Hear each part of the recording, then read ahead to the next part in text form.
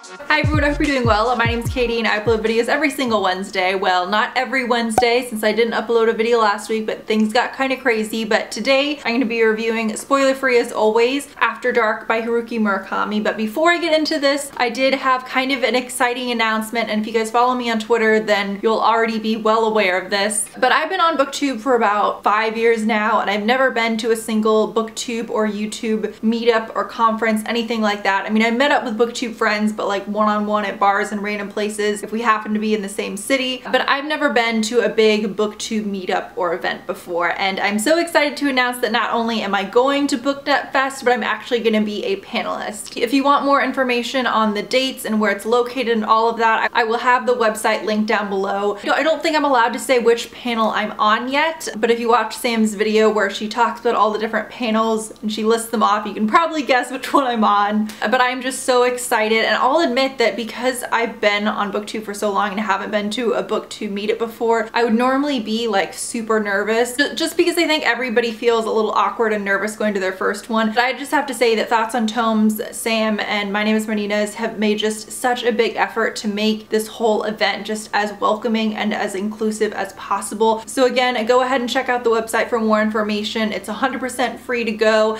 and if you see me there, please come up and say hi. And if any of you guys watching are going, please comment down below that you are, because I recognize you guys from your usernames and your little thumbnail, so I'd love to see which ones of you are going. Okay, so getting into the review of After Dark. So this takes place between midnight and dawn in Tokyo, and the plot generally surrounds two sisters. So we have Mari, who is 19 years old. She's a student, and I believe for the first scene in the book, I started this a while ago, so my memories of the first 20 pages are a little fuzzy, but when the book starts off, I believe she's in a diner. I think it's like Waffle House, and she meets a young man named Takahashi, and so for the rest of the book, those short few hours, she's generally with him, having really interesting conversations and meeting kind of strange people throughout the night. And then the other point of view is her older sister. Her name is Eri, and she's beautiful. She's a model, and for a fair amount of the book, you're actually just watching her sleep, which might sound strange, but this is a strange book. So in terms of pros and cons, and again, no spoilers in any of this,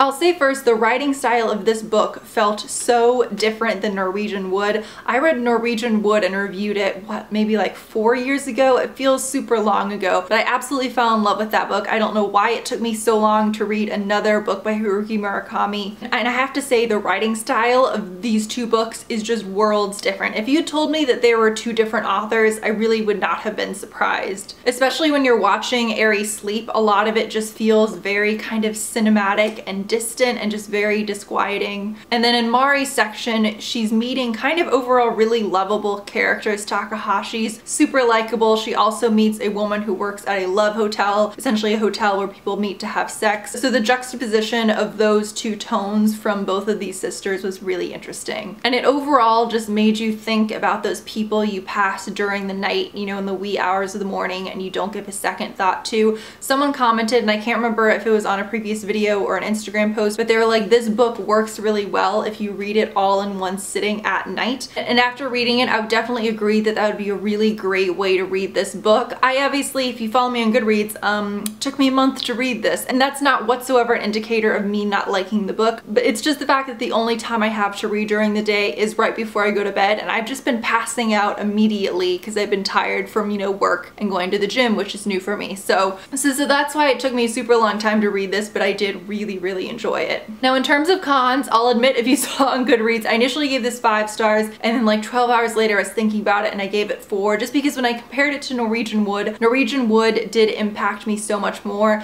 and I really liked After Dark, but it's definitely not, a new favorite book of all time. And the reason I knocked off a star was I didn't really feel invested and engaged and really kind of thrilled by the book until I was a little over halfway through. The first half I thought was really interesting and strange, and I liked it, but I wasn't necessarily in love with it. So I hope you guys enjoyed this review of After Dark. Again, let me know if you're going to BookNetFest, and please let me know, I'm sure a lot of you guys have read other books by Haruki Murakami. Which are your favorites? Which ones do you think I should read next? I definitely don't want it to be another 4 years before I read his next book. So hope you guys enjoyed this video, and I'll see you guys soon. Bye.